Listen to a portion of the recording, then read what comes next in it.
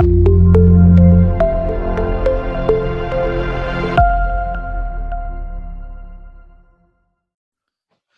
I'm pretty fired up. We got Bobby Shaw with us. Bobby, you doing good today?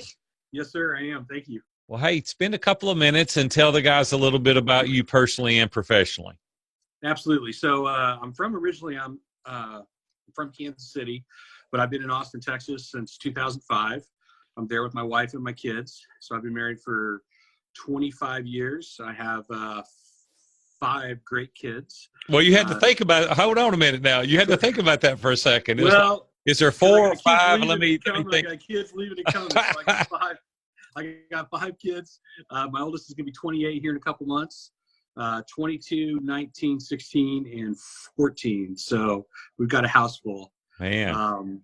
But we live now in the Austin area now, and we love it. And we've been there for a while now. And I've been in the restaurant business for really my whole career. I started as an employee at McDonald's back in 1984, working the register, and I worked my way up. I was there at McDonald's from 1984 to 2001, and then I had a chance to join Chipotle, which was a little company at the time, just a few restaurants, and so I was there for a decade and worked my way up there to an executive role. And so I spent my whole time in restaurants, and I really love it because I love the hospitality piece of it, and I love the way that you're able to touch people's lives, through a meal.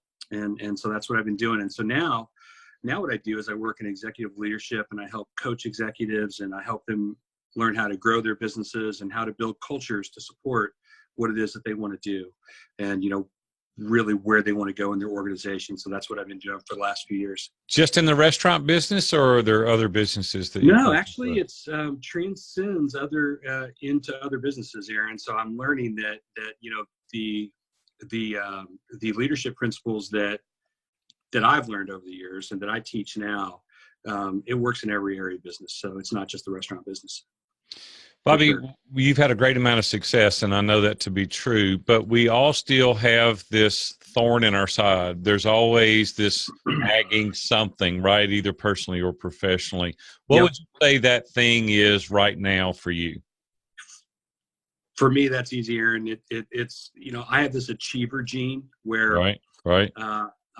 I really want to be successful, and I want to be the best at what I do. And there's been, points and times in my life where that's gotten the best of me, and it's, caused me to take my focus off my family and my faith in the past. And it's something that, my wife, after being married for all these years, she's really good at being able to identify when I start to tip too far the other way.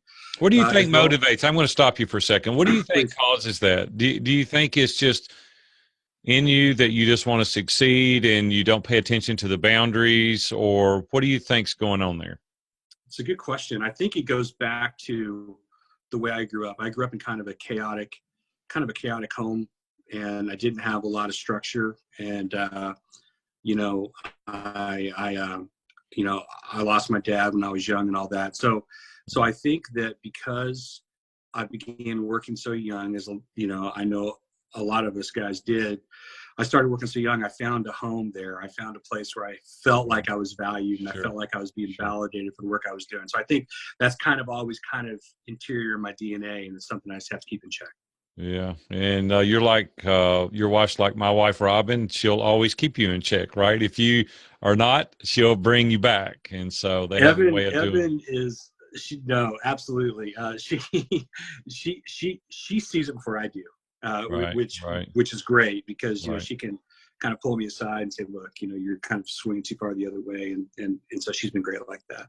Bobby, here's the thing, and my story. You've read my book, and my story, but it can so blindside you. You don't see it coming. Sometimes you get so entrenched in being successful and making money, and you feel comfortable there, and sometimes we find our identity there. It's just an easy place to go.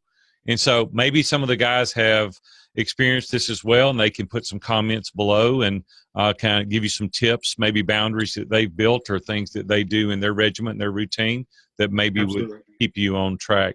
Okay, now it's time for you not to be humble, and I want you to tell me what your superpowers are. I know how to put together great teams. I'm able to identify talent at a really, really high level. And I know how to put those teams together, with people from extremely disparate backgrounds. I'm able to identify who can work well together. And I've done that throughout my career. And that's what's allowed me to be so successful is, being able to create those teams of people who want to perform at a really high level. And that's what I think I'm probably best at, Aaron.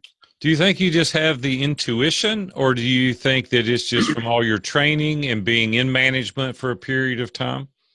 I think it's a little bit of both. I think that because when I was so young as a leader that, there was someone who saw something in me that I didn't see in myself.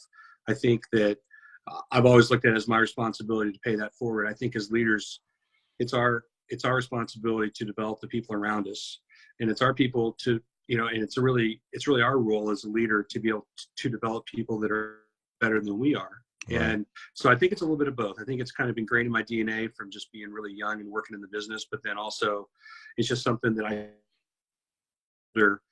really believe in leading with emotional intelligence. I believe that matters. And so I think it's a little bit of both. It's a little bit of my training and my background. Right. Like, to the guys in ISI, we have almost 150 guys now that are in there that are very involved in leadership. Where do you see your services being available for maybe some guys in ISI? Like, who is your avatar? Who are you looking for that you're able to help? Yep.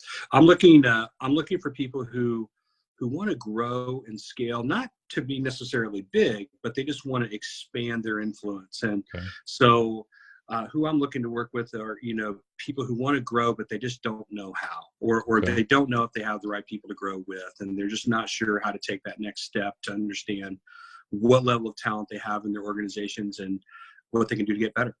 Very cool. Last question. Why would I want you to be my friend? I have a high level of empathy.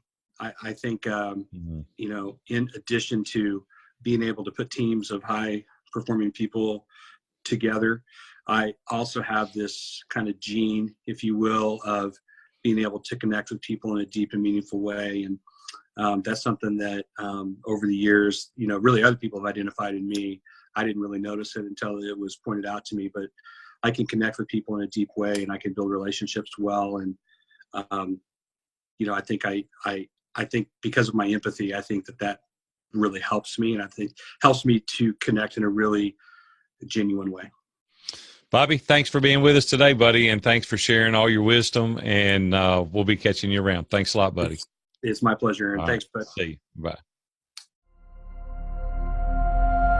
Bye.